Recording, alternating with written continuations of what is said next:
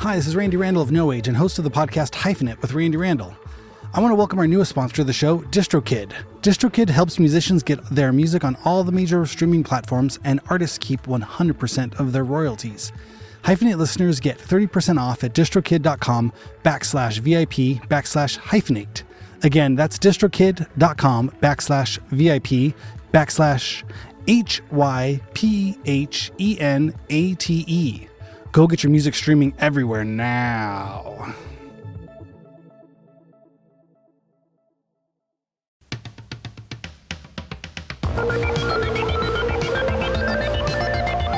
Yo, what is happening?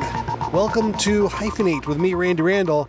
Today is a very special day. Today is Thursday, February 29th, a leap year. This is a once in a 4-year occurrence, and it is happening today. Very excited for this. And well, the real reason I'm really excited about it is today I get to present my interview with Mr. Hisham Bharoocha, who was a member of Black Dice and went on to do a solo band, Soft Circle, is now a member of the band Kill Alters. He also has an incredible graphic design, or I should say, kind of collage and illustration visual practice as well. That's really huge, as well as being one of the first breakout superstars of Instagram. We will get into that. There will be a part of that story. But yeah, how's everybody doing? Extra day, huh? What's everyone doing with their extra day of this year? I can't remember what I did the last leap year. Something tells me it must have been around pandemic time. Well, I guess this would have been 2020. February of 2020 was a very innocent time, I guess, maybe, or at least a time when having a global lockdown didn't seem quite as real as it definitely feels now. After having survived that and made it through there. Not to make light of that situation, but wow. I mean, thinking back on February 29th, our last leap year of 2020, what a difference 4 years can make, huh? This year is good. I'm talking from the past, but at this point I will have returned from my New Zealand trip. I hope it was a good trip. I think it was. I'm looking forward to it, and also reminiscing about it now that I am back here. I'm sure next Monday, well, maybe not even by that one. Maybe in some future episodes I will talk about it with some kind of certainty of having lived through it and not coming to you from the past. But yeah, I'm really excited for all of the good fun stuff going on. I feel like this was an exciting experiment of having a theme month. It was our first theme month. I definitely threw the dart at the calendar and got it wrong with 5 Thursdays. But, by hook or by crook, it just meant I got to talk to more interesting people who were involved in the Providence, Rhode Island scene.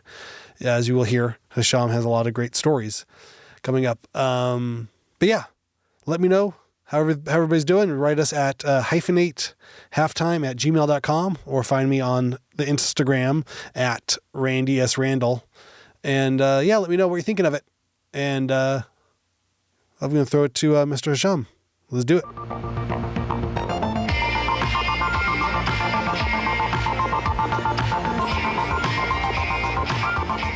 Hisham Bharoocha, thank you so much for jumping on the mic. Did I say that correctly? I feel like I've known you so long. Okay. Yeah, totally. I suddenly got stage fright right as I was about to say it. Yeah. I know Hisham works, but I'm like, that's Bharoocha. I know that. I know. I've said this. Yeah. Like, oh God, I'm going to fuck it up. Yeah, totally. Yeah, totally. No, it's like wild to have known you and just like how many different friends like that we've grown up like and grown older. Oh my God. Like playing music and yeah, it's a funny thing. Yeah, I can't really place where we first would have met. It would have been somewhere, maybe. No, well, I probably remember more than you do because this would stand out in my mind. It was Altamar's parties at UCLA. I remember Black Dice was playing, and you had very cool shoes. I think like you had painted or printed like horses on your Vans, like slip-ons. Oh, they were very stylish. Those are the dog and pony shoes. The dog and pony shoes. That's an Isaac Ramos joint. Brendan Fowler. Yeah, Brendan Fowler and Isaac Ramos joint. the A Life, the slip-ons. Those Oh are my God. the jam. Oh my God. That's Yeah, I so remember funny. That meeting you So there. And yeah, so what was it, yeah, 2003, 2002? I Post think it was 9/11. 2002. Yeah, Yeah. definitely post 9/11. It could have been 2, 3. Yeah, somewhere around there. But Yeah. that's wild. But I it just wasn't even remember like through. playing with wives. Oh yeah. Oh, sorry. I was just Yeah, gonna say that wasn't even through music like a friends. That was tonic. through Yeah. Elisa, my friend who went to Rhode Island School of Design, who was an Oh, editor. I remember I went to the yeah, festival yeah. with her, and then she saw you walking around Uh-huh. somewhere and said hi. And so it wasn't even. Then years later, we would go on, Right, right, to perform music together, and right. But it was a funny one. I Yeah, remember that early time, just being like, "Wow, that weekend was insane." The All Tomorrow's parties. That was like the Sonic Youth curated one, I think. that was that was like the moment I thought I had made it. That's for sure. Like with like at least in terms of like experimental, like or like like weirdo, like post rock noise sort of band, like getting asked to play like this festival on the same. We just I feel like we lucked out. We got to play the same day and stage as like Aphex Twin, like Stereo Lab, like Sonic Youth, like on the boredoms, like on the same stage. It was like mind blowing to us, and then getting like this like eating actually good like catered food backstage. I was like, this is Yes. really good food. We have There's quinoa. arrived. Just Yeah, just keep doing this for the and like next riding 30 a years. buggy. Wait. Yeah, totally. And that will disappear and then come back sometimes and then disappear again. Yeah, no, it's funny. But I mean, I remember just so many like good memories of watching like band side stage. I think I was watching like I went to like watch Stereo Lab side stage, and Flea was like next to me, and I was like, holy crap, and then like just do like funny things like that, like I was already friends with Mira Bilotti from Yeah. Quixotic Quixotic. back Yeah. then. But then yeah, White and like Magic. after we were like yeah, and then after that show, I remember like walking down the stairs with her, behind the stage, and Eddie Vedder is like, "Great set" to her, and I was like, "Holy crap, that was Eddie!" Just like as a kid, like or still like a younger adult, you're like, and just or like seeing Richard James with his girlfriend, walking around in like cargo, like camo shorts, like that's Richard James. Holy crap! Just like all of these like stars, to you, and it was cool to be like. I feel like we were kind of like discovered by Sonic Youth, maybe 2001, just before 9/11, because we had just played this. We got asked to play this show for this painter, Richard Phillips. Or it was his opening. He asked us to play his opening. I can't remember how I connected with him, but anyways, like it was interesting because it was these giant paintings, and we set up all our gear in front of this like this George Bush painting that was like painted pink in the background, and then we did this like pretty apocalyptic, heavy, super loud, like a like hour long set or something, and I think Kim Gordon and Thurston like came in and they were like, that was like White House, and we were like, whoa, like just the reference of like such a legendary like noise act was amazing. And they were like, you could hear it down the block, it was so loud. And so then then they started asking us to do stuff, and it just felt incredible, because it was like these obviously a band like artists that we looked up to. So there were some good moments back then. That's wild. But let's start at the beginning. Yeah. Where did you come from, and how did music first enter your life, or where do you come from, and how did music first enter your life? Yeah, so I was born in Japan in Niigata, which is northwest on the main island. And but I was born there. I think in Japan it's kind of traditional for like mothers to have their kids like in the town that they kind of grew up in, and like that's sort of like a tradition. I've sort of noticed that and you have like a little maternity leave. But then we like, moved directly to, or right to Tokyo after that.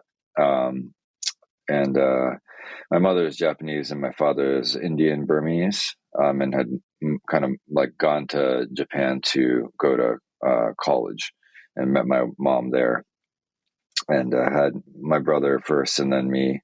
I have an older brother, Hashim, who lives in LA. And but yeah, like, so yeah, born in Japan, moved to Tokyo. Then we had the, or the family had the sort of American dream thing going, or go to the West and succeed type of thing. So first moved to Canada, um, to Toronto, and lived there for 4 years. And then my dad got a job. I think, I don't know if it was the same company or something. We were able to move to America, to California, to LA for a year and a half. And then we moved down to San Diego after that. And, yeah, so we were in San Diego for all my elementary school years. And then my father passed cancer when he was 43. And so, sorry. that's all right. And I was 10. So, I think eventually my mom was like, we need to move to Japan so I can work better. And so, yeah, we did that.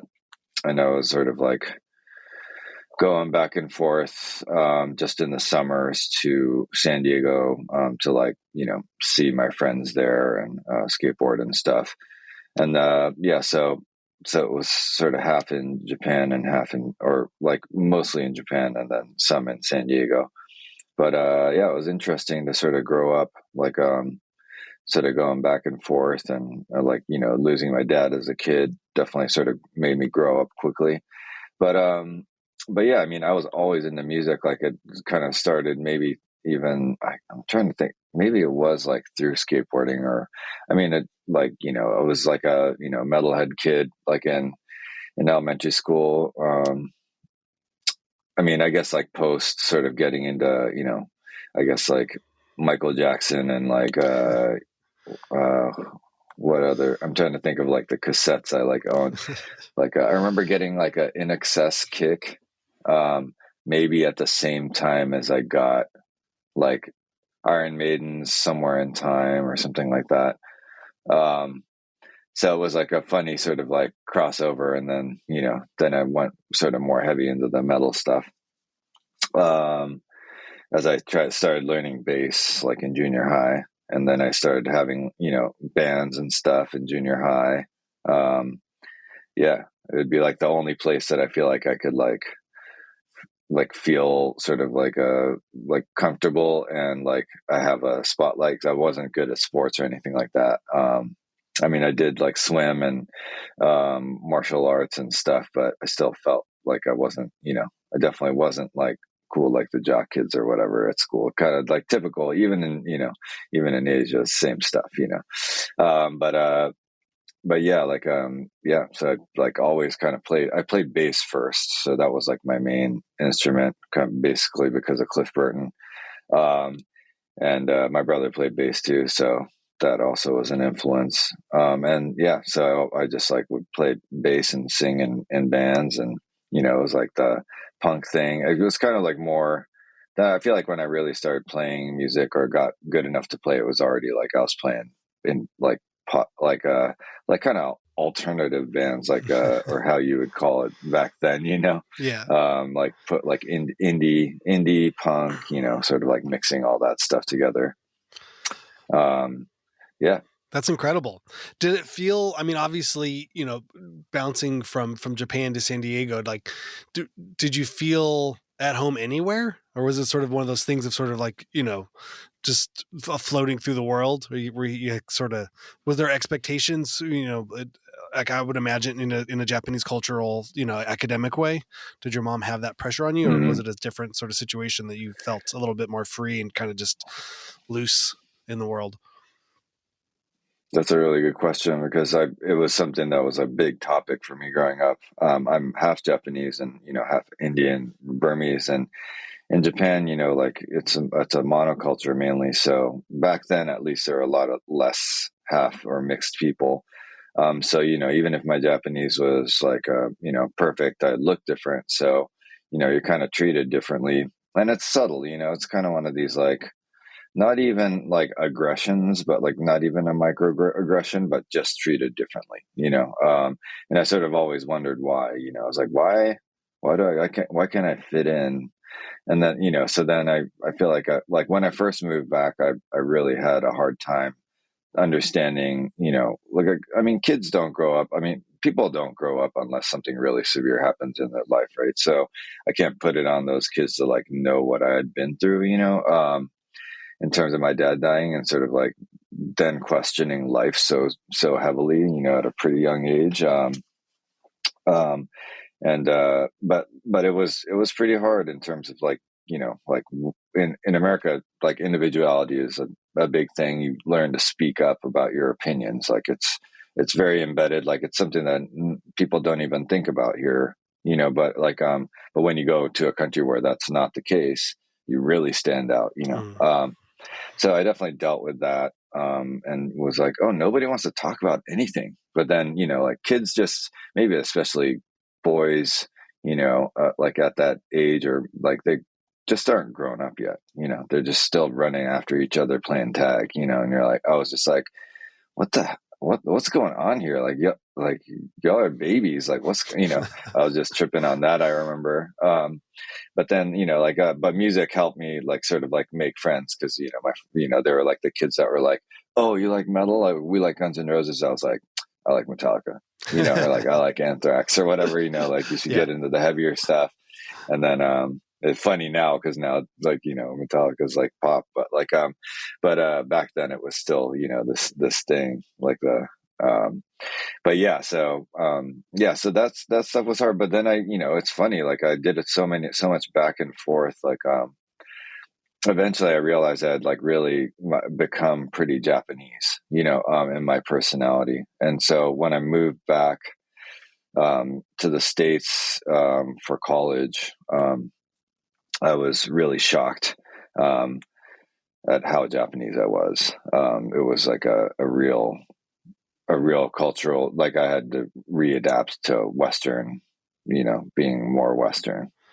I imagine being in San Diego too, though. I mean, you must have passed for Mexican pretty easily as well. I mean, I Yeah, would say oh, just totally. growing up in Southern California, if I were to meet you, I would assume there was some kind of, Oh, totally. Latinx heritage. So, Yeah, yeah, yeah. absolutely. Yeah, that was sort of, like, yeah, if people like the kids wanted to be mean to me, they'd call me Beaner, you know.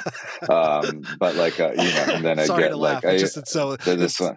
misguided and so like It's so yeah, ridiculous. no, I mean, You're like, I there's don't so even know what many that like means. kid, yeah, like Yeah. kids guy, like I knew what it meant, but I was like, dude, I'm not Mexican. And then I was Yeah. like, and then there's like one like white kid that would kind of like try to bully me, and he called me commie, and I was like, Japan's not communist. But I don't even know what you're. like, Thanks for thinking much of me. later I was Yeah. like, yeah. And then like just like imagining later, like, oh, his parents probably were like, look at those, commies or whatever. Oh And I my was like, god. whoa. I'm And then thinking. I was. later then you Oh no, yeah, sorry. I was just thinking more like at go Mexican ahead. restaurants that people would just just speak Spanish to you. Oh yeah. That'd be more. Not so much Oh, in the that would, picking on you, but just that sort of. happened. Yeah. Yeah, no, but it's funny because, like, I mean, because I'm like, that's the funny thing about mixed race people. Like, if you have some brown in there, like, you do kind of pass as anybody brown. Like I have like a lighter complexion, like, I guess so. Like, when I remember going to Paris and people were like, "You're Tunisian, right?" And I was like, "Oh, I'm not Oh. Tunisian," but it kind of like made it easier, like, because they're like, "Oh, like we know your type." Or like, you're Arab, or whatever it is, like, I could Sort of. kind of like be like, oh sure, Sort of I citizen could of the kind of blend world in that way. in every culture. You sort of Yeah, fit yeah, in that sort of position.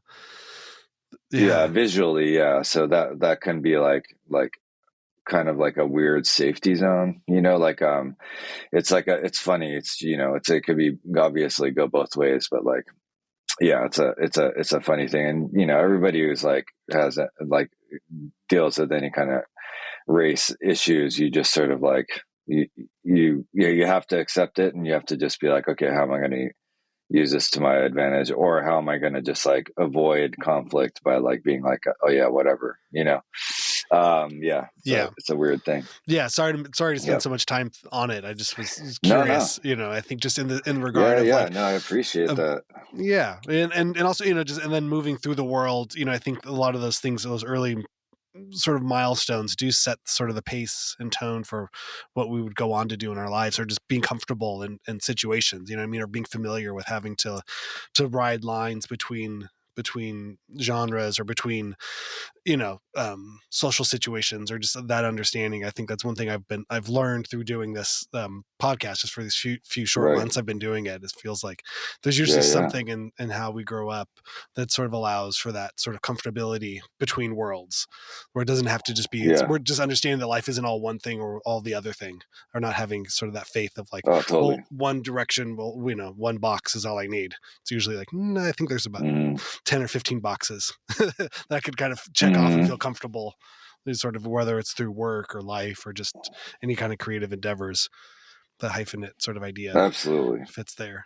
Absolutely. I think about this all the time, just like because everybody has like such a specific little life like filter, like all your experiences like lead you to X, Y, and Z in terms of like your moral compass, and just how you see the world, and then you realize that like everybody is little, that compass is different for everybody, and so I think that was the thing that I really appreciated about like how I grew up, was that I learned that cultural differences are like real, and people weren't actually being mean or anything. They just didn't know where the hell you were coming from.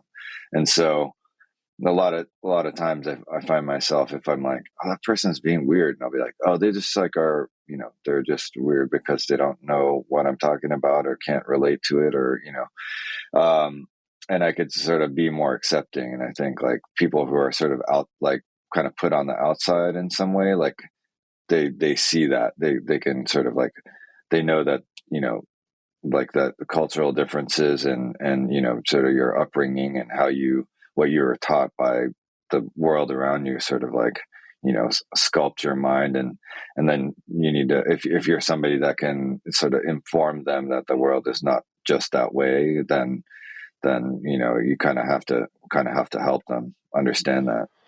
Yeah, I think I can relate to that a little bit, just being, very white from America and getting to travel as much as we have. It's, Yeah. there's definitely that feeling of like, oh, I don't understand shit. And I kind of expect the world to kind of uh, meet me at my doorstep, versus me having yeah, to yeah, go out of any kind of comfort zone, even just a little bit. Is this huge, like, wow, I just right. ordered coffee in French. Whoa, look how worldly I am. And it just feels like, oh, this is nothing. This is so like, so paltry compared to what the majority of the world has to do in order to fit in any kind of American sort of social constructs. But Yeah, being an ugly yeah, American, as much as I hate or would never intend it to be that way, right. I think just my uh, my naivete or lack of understanding of the world, and wandering around with trying to look for big sodas. Can I get a large Coke? uh, Anywhere in the world is just like, right. your mere existence is insulting to so much of the uh, of the world's culture. But that was for me to no, learn, it's just just to understand that, like, oh, well, I never had to. And most people, I think, in America, never really have to come to terms with any of that sort of thing. Like, our culture is right. seen as the quote unquote norm. Like, oh, you're normal mm, like me. Like, well, what is that? mm, There's so many lies and so many fallacies on with statements like that. But yet, right. I there we mean, are. yeah, I think it's just, the like all the sort of stuff that's coming up now just in the world. It's like a lot of it's like, everybody, people come from all these different places, and but we're all like want the same thing. We don't want like, to be like caught in the middle of some crazy conflict. It's just like, dude, like we just want to live in peace. Just leave us alone. Yeah. So yeah, and yes, we are very different. Like, I'm just like talking like third person, like as a, Sure. sort of generalized, but but yeah, it's like one of these things where, yes, your little world like I call it in America, like compartment, like a capsule culture, because it's like, people like go from like a lot of America, you're in your car and you go to your work spot, and then you go to get your coffee from the spot in your car, and then it's all just like safe. You're safe in this capsule, and then you go home and you're in that capsule, and then that's all that happens, and you don't, and that that could be seen both as a privilege, like to get to, I guess, like see the world like you have been. That could be sort of like thought of as a privilege, or it could be, I mean, in some cases it is, and then some cases it's not. It's just like, I feel like I had to just go along with what my family was doing, as a kid, and so it was just like how I had to grow up, and how assimilation is like like a safety mechanism, and so, yeah, Mm. it's all interesting. Like, it definitely all sort of influenced like how I sort of position myself, like, or I guess how I was born is just how I am positioned, because I couldn't really fit in anywhere because I wasn't fully Japanese, and then I wasn't fully like, like my father was a Muslim, but like I didn't grow up with that, like as like something, like that I needed to do like religiously, and so I'm not accepted by that side. I'm not like, I don't look as dark skinned, so like people are like, well, you're mixed, so like whatever, you're mixed, and like we have, like, now there's a term called third world, or third culture children, or the third culture people, but like that is a lot of like that's what I guess I would identify as, is where you're sort of like in between all these different cultures, and then you become like a, kind of like an outsider, in all. So then, yeah, it's a weird place to be, because then you're like, crap, like who do I relate to? But luckily, people talk about it now, and I have like I've had like a lot of good conversations recently with sort of newer friends, where you're talking about like what we've all, whether it's like a Asian person who's like grown up in America, and is not sort of seen as, whatever, wherever they came from, they're not seen as Korean, or they're not seen as Chinese, or um and so there's all this like these weird microaggressions that you have to deal with all the time, and it sort of like comes from all sides, and you're just like, can't you just like treat me like a good person? Like, I'm not doing anything, weird. I'm just being myself, It sounds Um, exhausting. It's yeah. So like, those little things yeah. just take their toll Oh over time. yeah.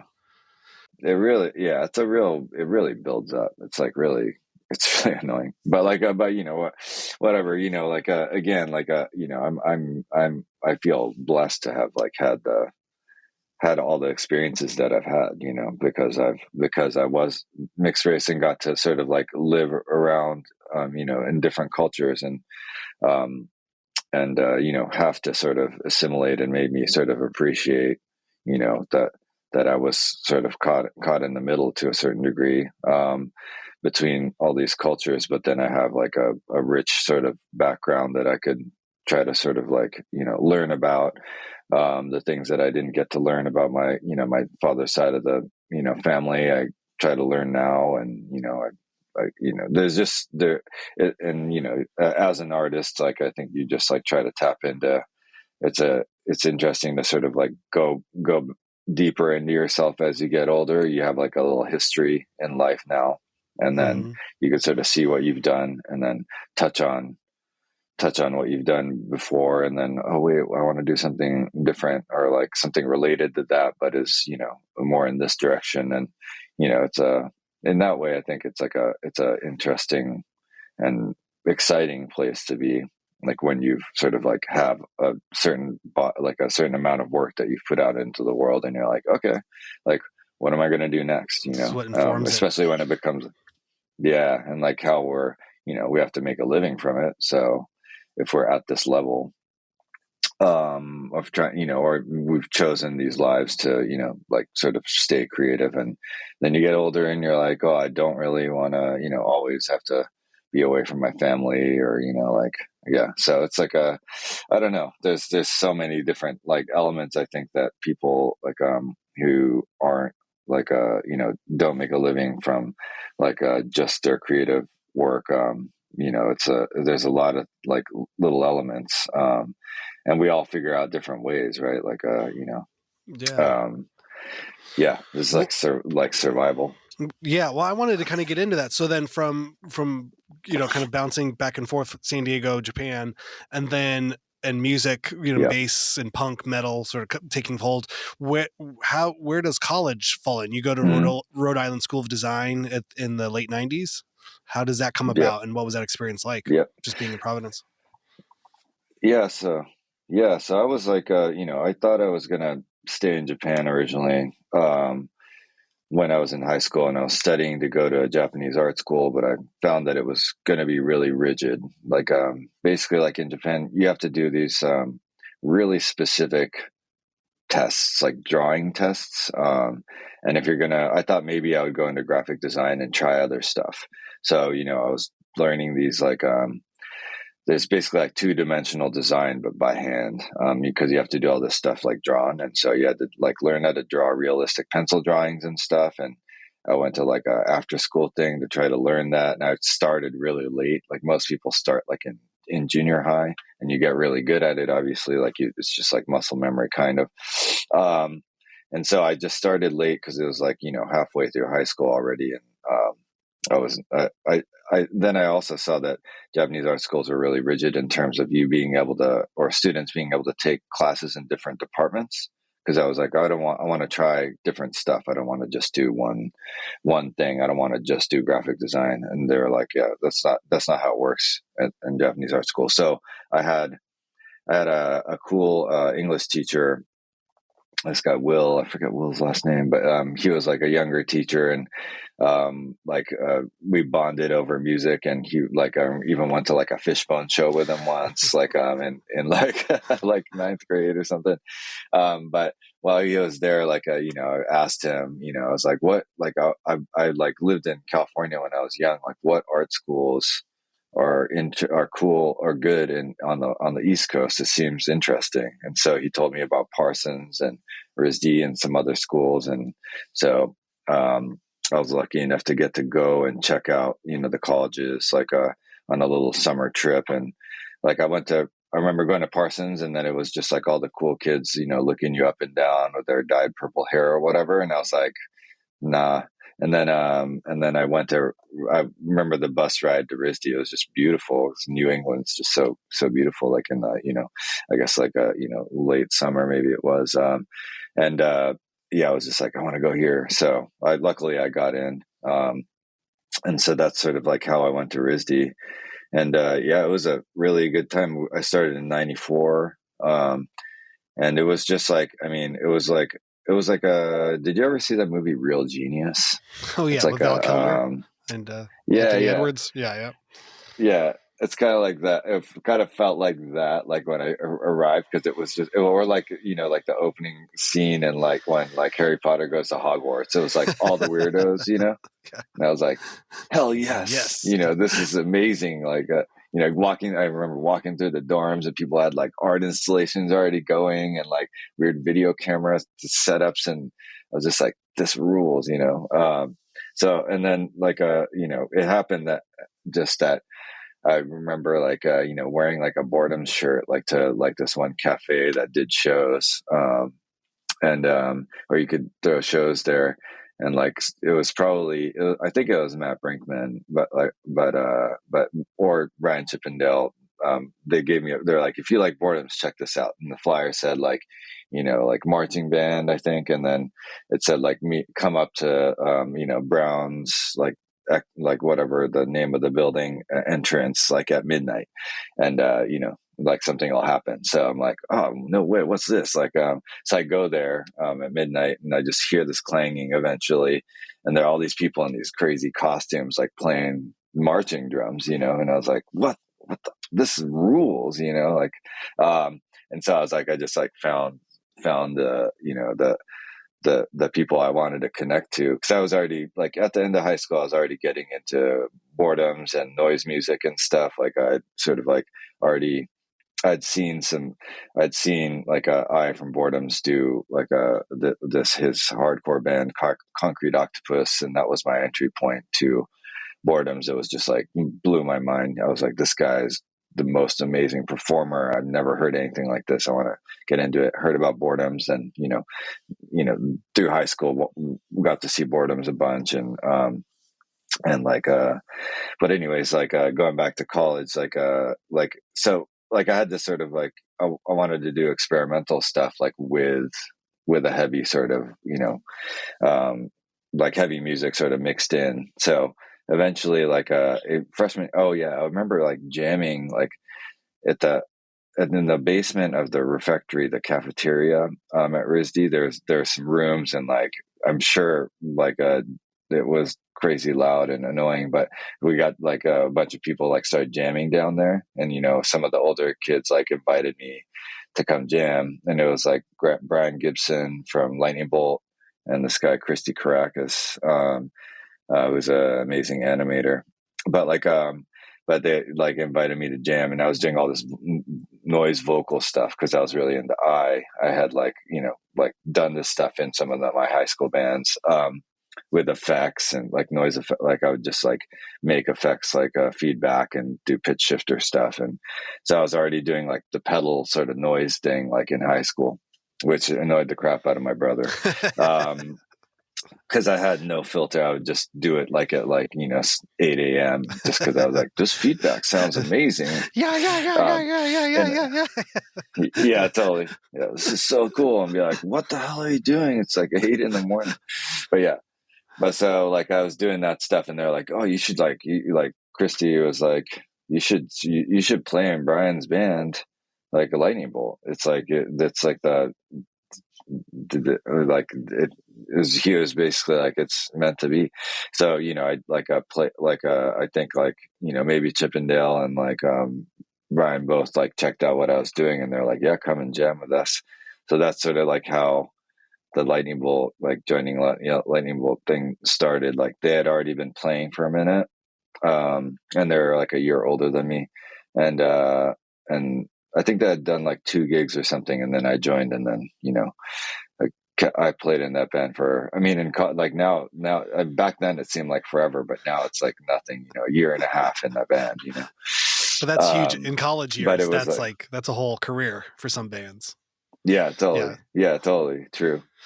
Yeah. So like that was like the most fun, like band to join. You were just singing? Always. You were just singing, doing vocal stuff in that, or what were you doing? Yeah, I was doing vocal stuff, and then I did like additional like tom playing. Like I had like a stand-up tom setup. But most of the time it was just vocals, and then I do like some extra drumming stuff like while I sang. Are there recordings of that? So that was like of that version of there's Lightning only Bolt? I have like one, like I've been meaning to like ask those guys if it was, I had like a practice recording, like cassette. I mean, it sounds like insane, but like, but you could hear me in there. Cause Brian or Chippendale would like record all of it on 4-track. And so there would be just these like messed up, blown up like recordings, but they sound kind of amazing. Like if you go back and listen, it sounds like you could feel the vibe in the room, like it's like, but it's practice space, like recording. But there's one cassette that there was an official first release, and then with me singing on it, but so blown out you can't tell what's going on. And then like there's a comp. I'm forgetting the name of it. This Providence, like I think like a Load Records put out this comp. And there's one song that I sing on there called Revenge, and it's like me on vocals, and kind of like what the band was like back then. But it sounded way different. Like it wasn't like as metally. It was more like post Jesus Lizard, sort of like sludgy, like post Unsane, sort of like gnarliness, like like tribal gnarliness with like weird like vocals. Like that's cool. Yeah, sounds fun. Yeah, but it was fun being in that band because like it was just always like from the first party we played, like everybody went nuts, So it was like, how can you not like Lightning Bolt type of thing, Everybody could dance to it. Yeah, it really weirdly was like, yeah. And what was it about Providence that struck you at that time? Obviously, the art school is there, but like, did you find there was something going on just, geographically or within the culture of that town that sort of allowed or kind of had space for this type of creative Mm-hmm. explosion to take place? Do you, like, looking back Yeah, I on it, mean, like, what was happening? yeah, I mean, I really did like see that Talking Heads went there, and I was like, oh, then maybe there's like people that want to do music and visual stuff, you know. So I was clear that I wanted to like keep playing music, but I wanted to go to visual art school. My mom was like willing to support that. She was like, music, you're not gonna make any money in music, like at least go to visual art school. And I was like, cool. You know? like Whatever works. that worked out great. Yeah. Yeah. But yeah, yeah. So, but other than that, I think it was just good timing. I think that's like something that's like a funny thing with, that comes up. And when I like, listen to podcasts like this or with other, higher level, artists, like, sometimes it's like, there's a lot of just like right place, right time stuff. And that was like, I mean, it's not like, all these like bands like are, millionaires or something like that, but like we did create a scene like that was like pretty influential. And like it just happened to be that we were all there at the same time. It just like real kind of just worked out. Like, and so, yeah, I mean, everybody was coming from a little slightly different place, and it all kind of like mixed really well, like, they're the people who are clearly influenced by the stuff that I got to see as a kid, like Japanese noise stuff. So I was bringing that kind of real time because I had seen those bands. Like I would see Merzbow or I'd see, like whatever, like Melpanana or something, and then like come and like try to bring that into what I was trying to do. But it was like just because I just saw it. And like there are people that were influenced by that, but they were doing like a Western version, and I'd hear about like Don Caballero or like these sort of like heavier bands that were doing things that were interesting to me, and like we were all sort of like trading music, like hearing about like Throbbing Gristle and like Slint at the same time. It was just like all this stuff was like coming into my ears, and just trying to, yeah, like seeing Crash Worship, I remember like was like a big thing. Like in college, like I went with Brian Chippendale and Matt Brinkman to a show at the Middle East and in Boston, and that just like totally blew my mind. I was like, this is it. Then Quintron played that one too. They were on tour together, so it was like, this is the shit. But yeah, like so. Yeah, there are all these things that sort of like it just like, yeah, I don't know, it was something in the water type of thing. Like, we all just ended up wanting to do something kind of weird. Eric wasn't there, but Bjorn Copeland, like from Black Dice, like he was, like came from more like an indie pop sort of like world, who got into, sort of older records and, all kinds of stuff. But like, they were coming at like the beginning of Black Dice, like as like hardcore punk being like the anti of like noise music. I feel like, because it was so normalized in Providence at that time, because we were all like doing this, like basically like noise was like too cool already, so they wanted to do something that was a little more straight, but like noisy, but so that was like the punk, move, Yeah. So it's how funny. to stand in opposition when everybody's weird, kind of get a little straight, and it stands out weirder. And then, but also at RISD, then you're also, we've kind of hinted at it, but you're also doing visual design, visual printmaking, and that's something that would continue on, throughout your career. You'd have the music and the art side, or the music and the visual side. And what was that like? What was that experience of like making like prints and visual art early on through school? So the funny thing is like, I was a photo major at school. Okay. And I was kind of like, so I was more like the archivist of the scene. Like, and that was just like, because I always liked taking pictures of bands and stuff. Like, so I just would do that. And I like skateboarding, like skateboard photography and stuff as a kid. So, I didn't even know photography was an art until I got to RISD. And then, because I just did it as, I was like, I just made pictures. I was like, this looks cool if I, leave the strobe open and like shake my camera around. And, I would just like do the stuff that I saw in like Thrasher, it'd be like, I figured it out. I was like, oh, that's how they do that. I'm going to do that, and so, but yeah, so at school, I didn't actually do much printmaking at all. I did like a little bit, like I took a class or something, but everybody else is so good at it. Again, it was like my like everybody's already good at it. I'll do something else. I'll do photo, and I did like video and stuff.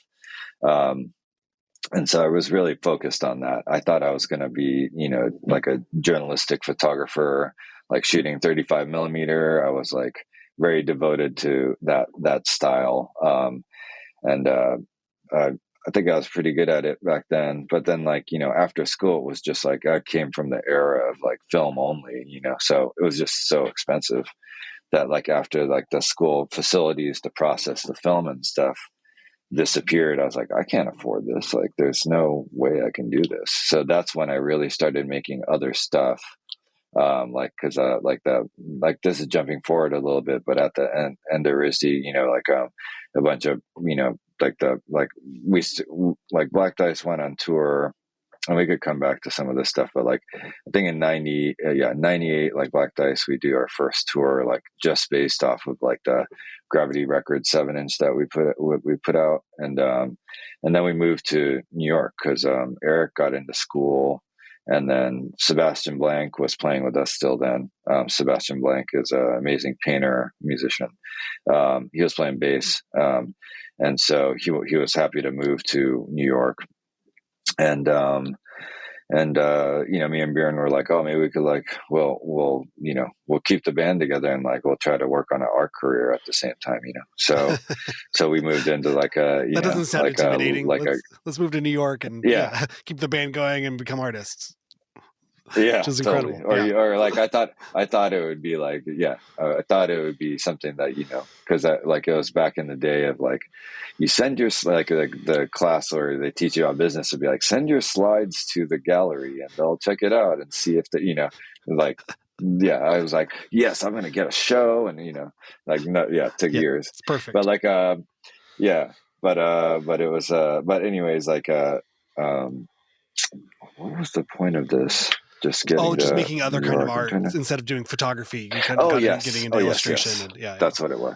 Yeah. That's what it was. Is that I couldn't afford film anymore. So then, or processing film really, or printing it. Like, so I started making collage stuff, because it was the cheapest thing. I could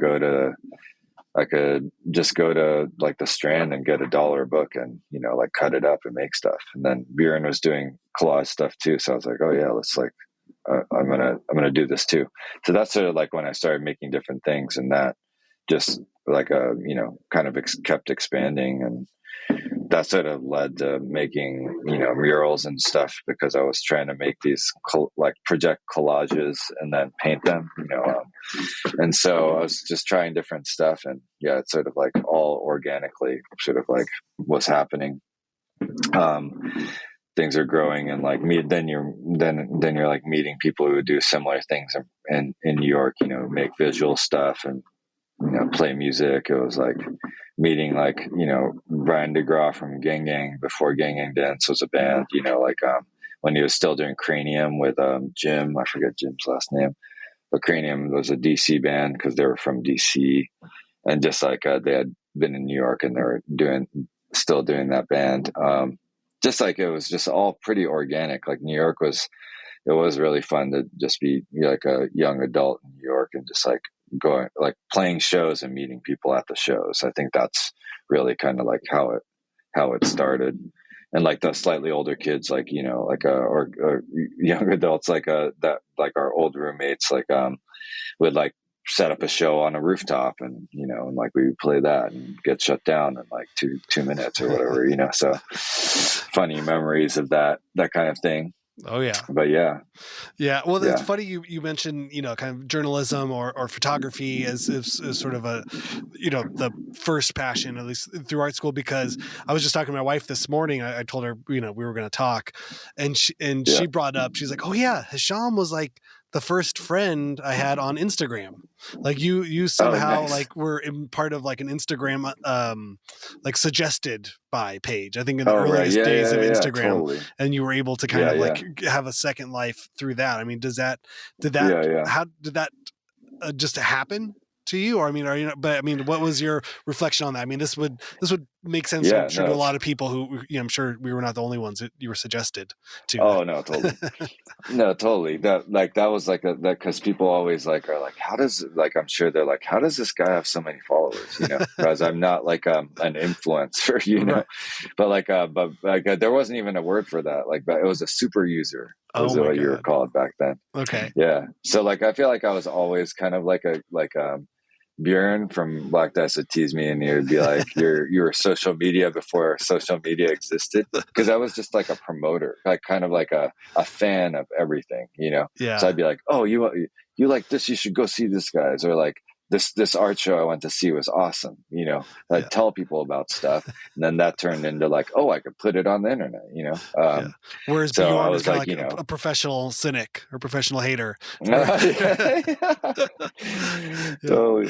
But so yeah, I've just like I've been on all of them, like Friendster, Oh my God. MySpace, and then Facebook, and then when I was like so glad when Instagram came, because I was like, oh, I could get back into photography like in a really easy way with my device. Like this is great. So then I started, like doing the posting thing, and then like some friends who were had been already on Instagram were like, oh, like there it's really funny now, like and slightly embarrassing, but it's so funny that I have to talk about it. It's like they used to call these meetups like with like photographers on there insta meets. Okay. And so if you had like an insta meet like with like somebody who already had like 400,000 followers, then you'd get like more followers by being in a picture that they took or something. Yeah.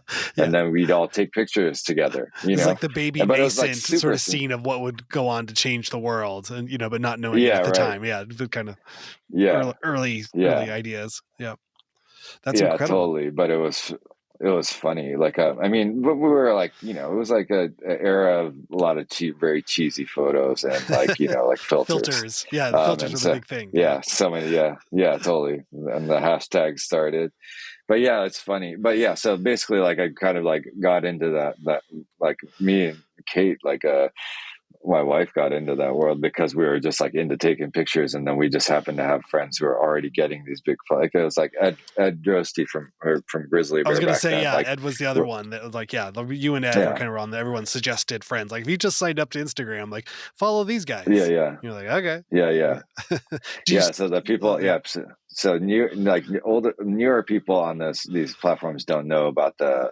recommended page, right, yeah. the recommended follower like page. So that like getting on that was like the holy grail. That's so funny. So then, like, if you get on that, you would get like 1,000 followers a day for like a week.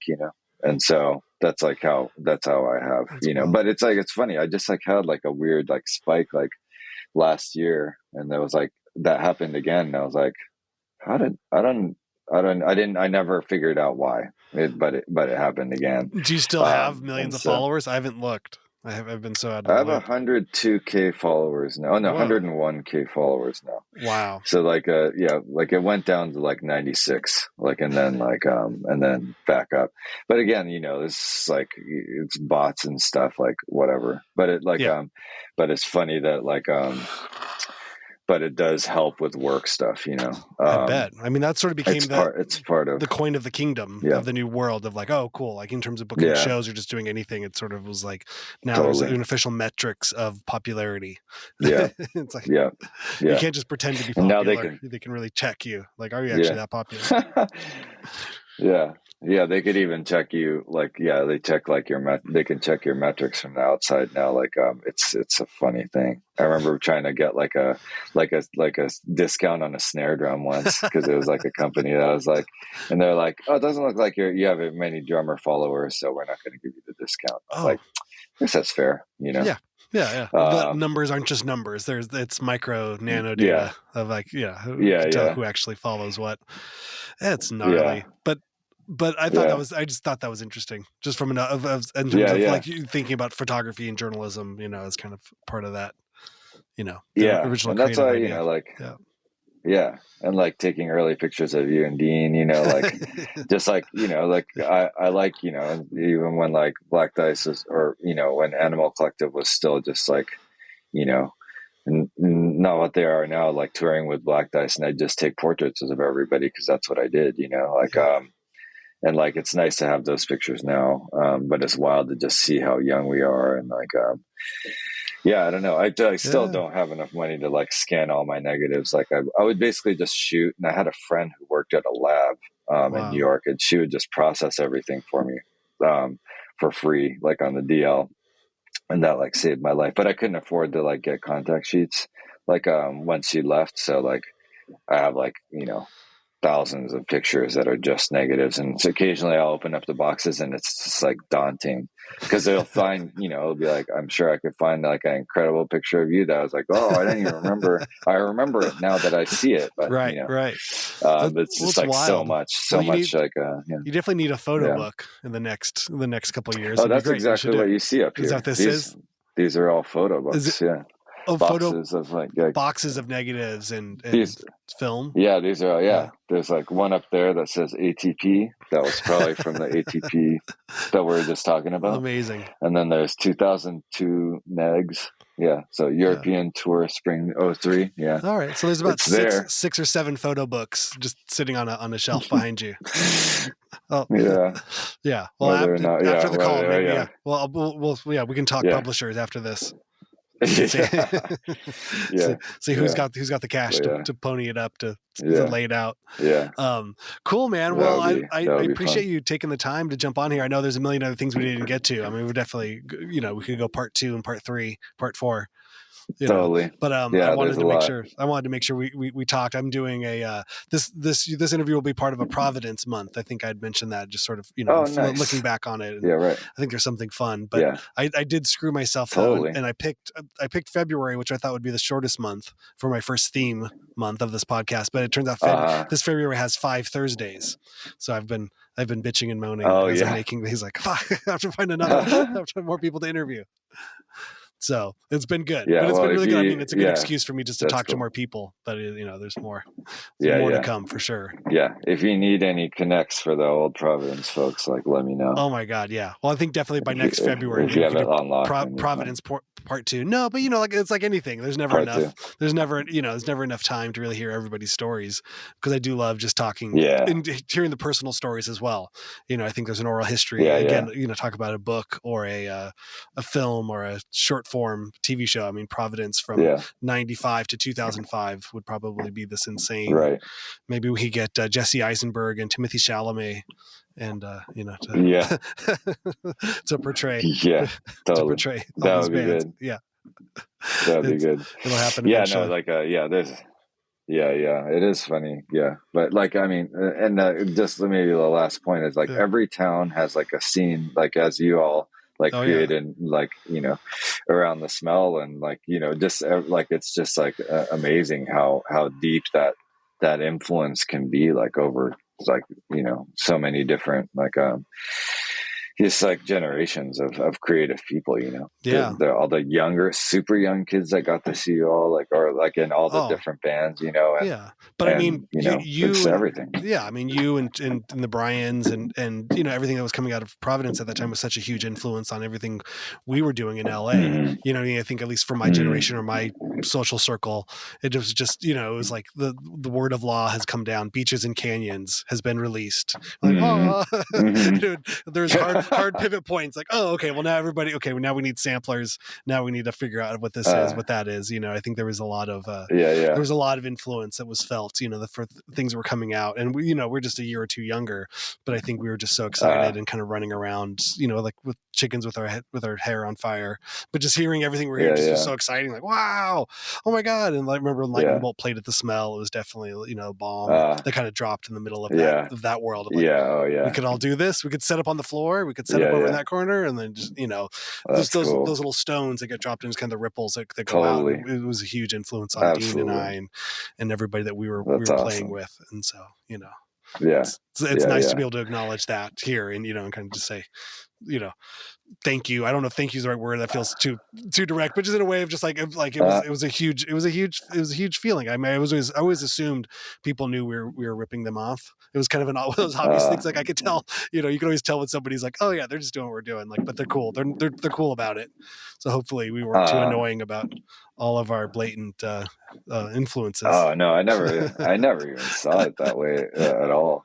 But yeah, no, I think it's just like I love that. Like, but that's the cross pollination of all this stuff was like so. It was so much more, I guess, localized before. And now it's just so different with the internet. Like, but there is this sort of cross pollination that's really interesting to watch now that I'm playing in Kill Alters, and the audience is younger, and like watching who they're listening to and how they're sort of trying to evolve from that. And it's a trip to keep watching all the evolution of sound, It keeps evolving. Yeah. It keeps growing.